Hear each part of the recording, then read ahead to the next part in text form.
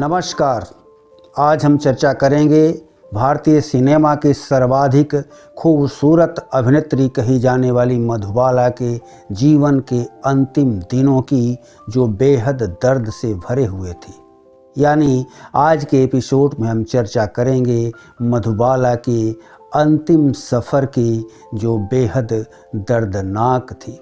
सीधे सीधे यह कहना ज़्यादा उचित होगा कि मधुबाला बहुत ही कम उम्र लेकर इस दुनिया में आई थी, पर अपनी छोटी सी ही उम्र में मधुबाला ने जो कर दिखाया उसे भूला नहीं जा सकता, क्योंकि मधुबाला का नाम भारतीय सिनेमा के इतिहास में सुनहरे अक्षरों में दर्ज हो चुका है।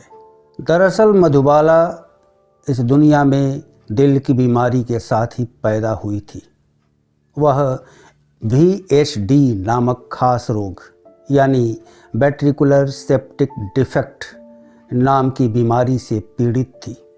सीधे सीधे कहा जाए तो उसके दिल में एक छेद था, जिसका पता बाद में चला।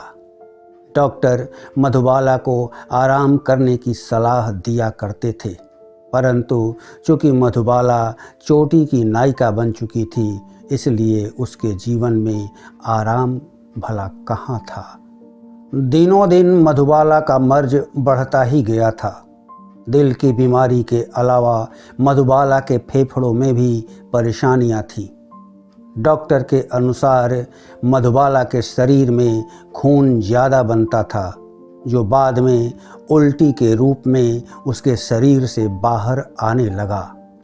हद तो तब हो गई जब मधुबाला पीलिया का भी शिकार हो गई। लाखों दिलों पर राज करने वाली दिलकश अभिनेत्री मधुबाला के दिन बेहद दर्द से भरे गुजरने लगे थे। फिल्म मुग़ल-ए-आज़म की शूटिंग में तो उसे भारी जंजीरों में बंधकर शूटिंग करनी पड़ती थी, जिससे उसके सेहत पर बुरा असर पड़ा था और वह दिनों दिन और ज़्यादा बीमार होती चली गई थी। अपनी ज़िंदगी के आखिरी दिनों में मधुबाला हड्डियों का एक ढांचा बनकर रह गई थी।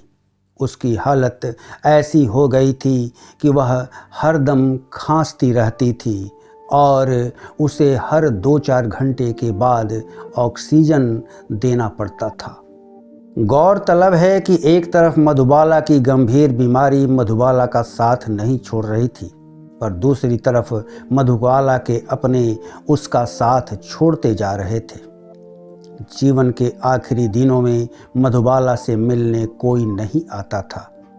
यहाँ तक कि खुद मधुबाला का पति किशोर कुमार भी आना छोड़ चुके थे। यहाँ तक कि मधुबाला का फ़ोन भी किशोर कुमार नहीं उठाते थे। लिहाजा मधुबाला अंदर से बुरी तरह टूट गई थी। ऐसे ही बुरे हालात में मधुबाला ने अपने ज़िंदगी के कई साल बिताए थे। मधुबाला अपनी बहन से अक्सर कहती थी कि मैं बचूंगी नहीं, लिहाजा मुझ पर पैसा खर्च करने की ज़रूरत नहीं है, क्योंकि यह मेरी बीमारी कभी ठीक नहीं होगी। आखिरकार मधुबाला को शांति मिली, पर अपनी ज़िंदगी गंवाकर 23 फरवरी 1969 को खूबसूरती की मिसाल और हिंदी सिनेमा की शानदार अभिनेत्री मधुबाला हमेशा के लिए खामोश हो गई। तो दोस्तों, आज के इस एपिसोड में बस इतना ही। अगले एपिसोड में हाजिर होंगे किसी दूसरी कहानी के साथ। तब तक करें इंतज़ार। नमस्कार।